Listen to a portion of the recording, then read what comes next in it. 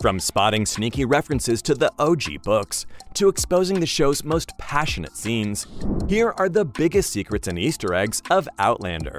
Starting with the fact that the episode titles are mostly borrowed from the OG books. The new season's got a lot of special treats for the book lovers, especially how most episode titles are subtle references to the books. Like Episode 2's title, The Happiest Place on Earth, is exactly how Brianna described Disneyland to her father in the 6th novel, A Breath of Snow and Ashes, before she comes back to the 20th century. This was a smart choice since it set up the episode scenes, when Brianna tries to describe Mickey Mouse to Jamie, who hilariously says, "a giant mouse," or the more serious title of the 4th episode, A Most Uncomfortable Woman, when Claire and Tom discuss how they've both escaped their fates. Tom, the hangman's noose, and Claire, the recent house fire.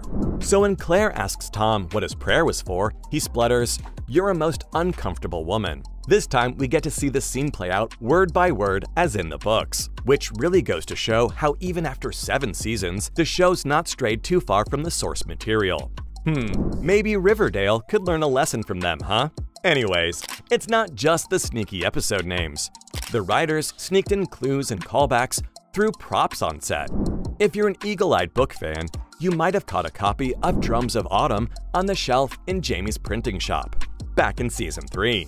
Of course, this is what the next Season 4 is all based on, so author Diana Gabaldon gave fans a sneak peek of what to expect. And while we're still in the printing shop, you might have spotted that the set was actually the same one in Season 2, when Claire goes to visit Master Raymond's Paris apothecary. This isn't the first time the set designers creatively reused set pieces, always leaving the eagle-eyed fans hidden secrets to look out for.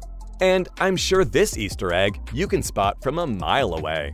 In the doldrums, you see the ship Artemis again. Have you seen the ship's figurehead anywhere before?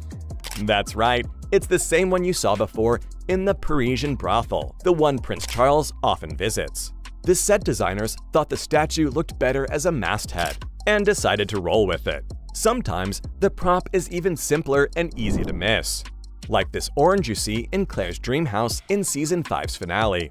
This was a quick Easter egg to Jamie and Claire's romantic days back in Paris, when Claire tried to free Jamie from Bastille, and the quirky king gave her an orange. But did you notice this parallel between Jamie and Claire in the opening scene?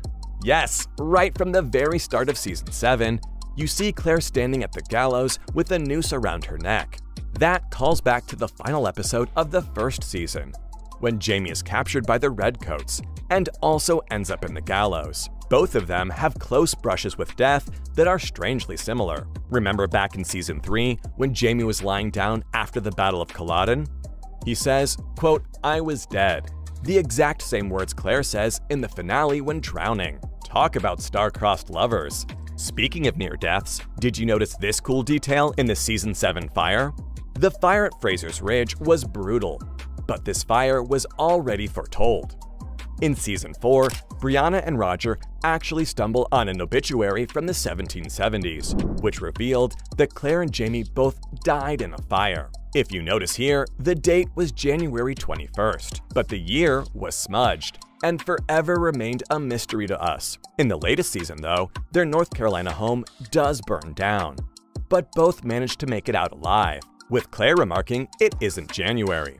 The twist here is that in the letter Claire and Jamie wrote about the fire, the date had changed to April 1776, which could mean that it was the very same fire that their daughter warned them about. So thankfully, the couple has avoided their fate of being burnt, at least for now. Fans have even noticed a lot of symbolism throughout, pointing to how the two were destined to end up together. Again, going back to the much-awaited reunion, there were symbols at the top of Jamie's print sign, Jupiter and Saturn, which could be representing Jamie and Claire. And right there, there's also the Freemason square and compass, so the Mason could easily identify Jamie. Do I even need to mention their iconic love symbol, the dragonfly trapped in amber that Jamie gifts Claire on their wedding, which she later re-gifts to Jamie in Season 2 as a promise to him that their love will stand the test of time? These parallels keep reminding us that the couple's love is eternal, and they're in absolute sync.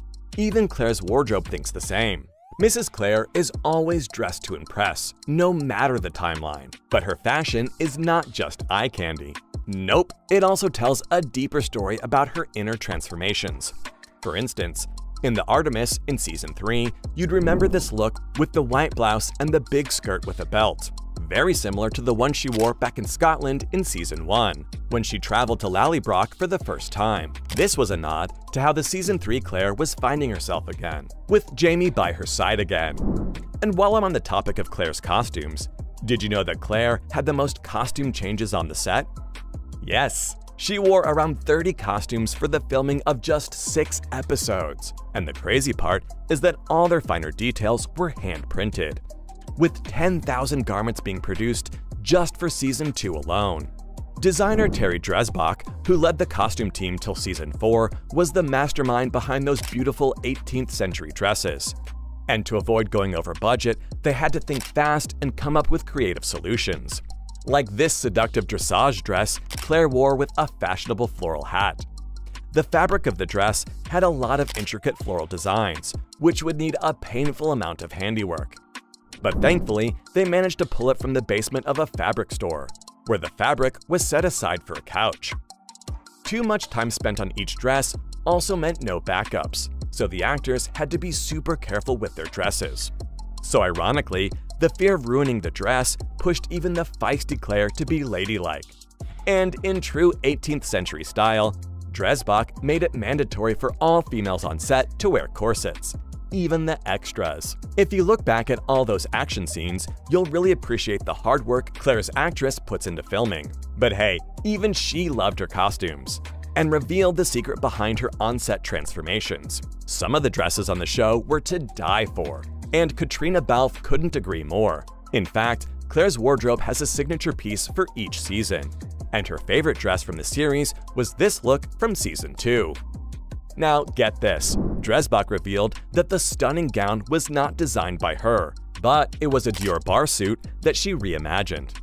How cool is that? Balfe also adores her makeup artist, Carrie Skelton, who pulls off the impossible task of making Balfe look any age possible, be it the mid-50s elegant beauty in period pieces, or the sexy stunner in modern-day clothing. Balfe shared that Skelton's got magic little tricks to highlight the things that make you look older. And the transformation isn't just for the viewers, but seeing her aged self helps her remove her ego and really get close to her character. It's not just Katrina who's got a unique method acting story. Sam Heughan also got some specific training for the show. It's no surprise that the Scottish actor is dedicated to bringing Jamie alive on screen. But what might come as a shock to most viewers is that in the print shop reunion scene in Season 3, Heughan learned how to operate the presses himself. With the latest season, he also revealed some exciting details behind the scenes.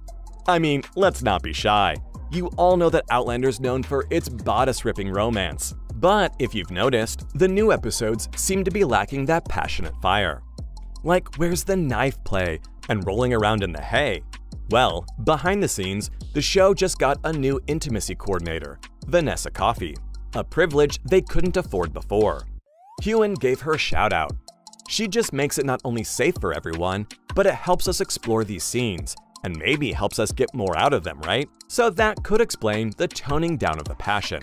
That's all for now on uncovering the secrets behind the screen. From exposing the show's most passionate scenes, to spotting sneaky references to the OG books, these were the biggest secrets and Easter eggs of Outlander.